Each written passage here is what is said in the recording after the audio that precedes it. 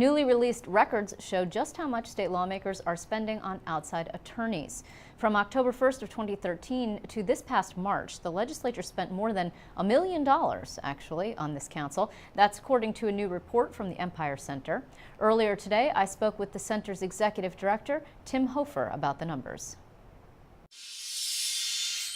Thank you so much for coming back for this one. Thanks for having me. Okay, so we're talking a lot about outside counsel these days vis-a-vis the Moreland Commission, and the governor lawyering up with a guy named Elkin Abramowitz, who is a white-collar law firm guy, very high profile, represents Woody Allen, probably pretty expensive, but we don't know how much he's spending because he's using campaign cash.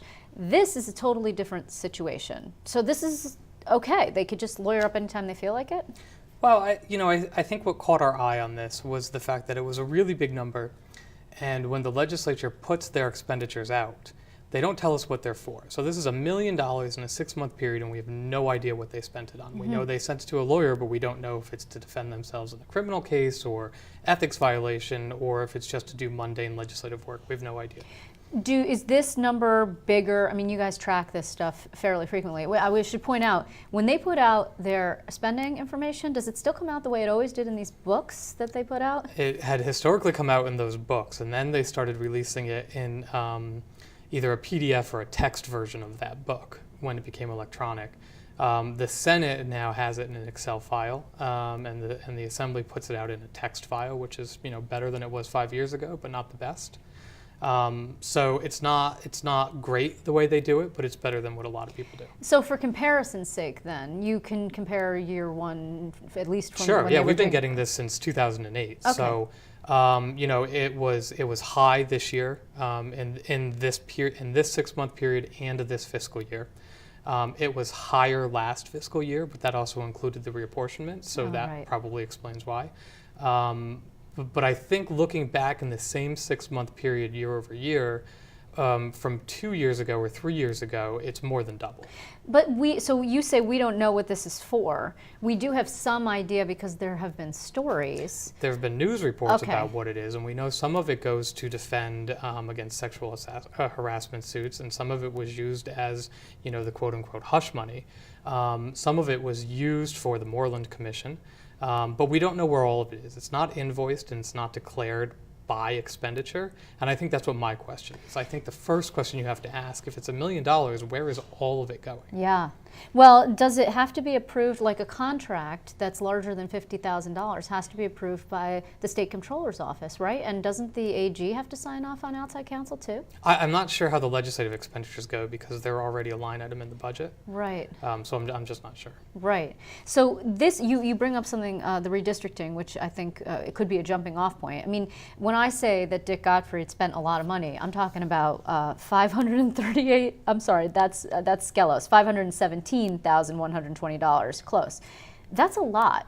Dick Gottfried is not the kind of guy that we think is like out there spending money willy-nilly. He's one of the most veteran members of the legislature. We don't know what this is for. I did put a question out to him. I haven't heard back, but we think it's in connection with the health committee, maybe. I mean, he had medical marijuana this year. That's a pretty high-profile issue. I think his expenditures, and he has historically been higher, and I think that I don't know this, but I think that there is some committee staff on that show up in his expenditure report. Part of this is the way that the different houses report it isn't exactly the same. So the Senate to Assembly numbers aren't quite the same, although you can see where there's a lot of similar accounting practices. But yeah, I think Gottfried's numbers have some committee money in them. It's certainly helpful to be able to look at it that way because we know that some of those staffers are in his office all the time, in his legislative office all the time. It's interesting that they're so high.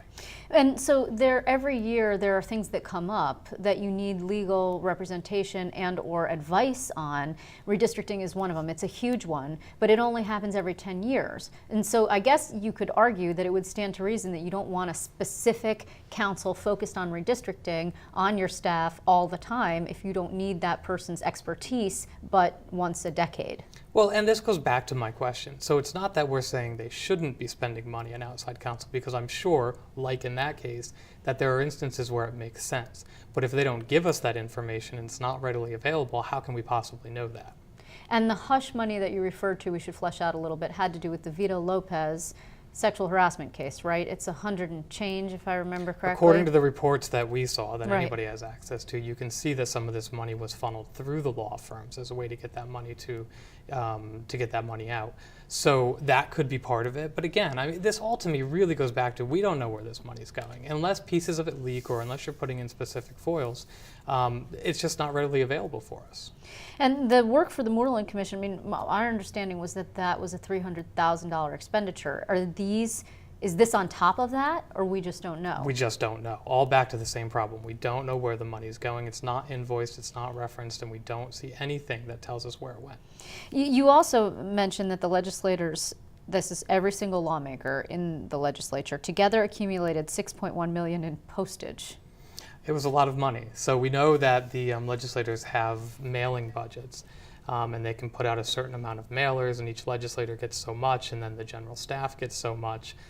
So it's a lot, and I think the answer with that is, and it's probably accounted for pretty well in terms of what we get and what we know and what it goes out to.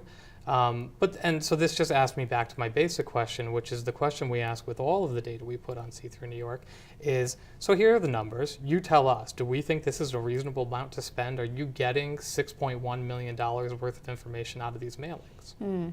You know, it's interesting because every year the Assembly and the Senate, as you mentioned, set their own budgets. It is a line item in the overall budget, and they tout the fact that they're not increasing their spending, for example, right, or that they've reduced it to some minor percentage.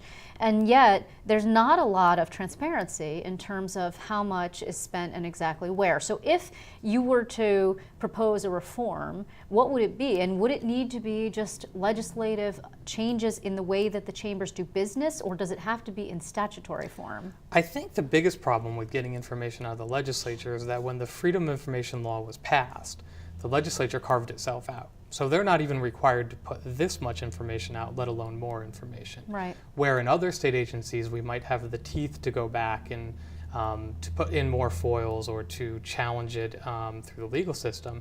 You don't have that with the legislature. So, you know, to me, the first step, and we've talked about amending FOIL to include the legislature, that would be the first and biggest step. Yeah, very difficult to get people to say, yes, I would like to change the law such that I have to tell you more information that I don't want to tell you. I mean, you know, you're talking about self-interest here and self-preservation. I guess the other question is, does the Empire Center, I mean, generally you guys are a policy organization. Do you have a position on the use of political cash versus taxpayer cash to pay for outside counsel? Because like I mentioned, when we started having this conversation, the governor's using political cash, even though he says he thinks it could be a viable taxpayer expense, but he doesn't want taxpayers to pay money to defend the executive chamber in connection with Moreland.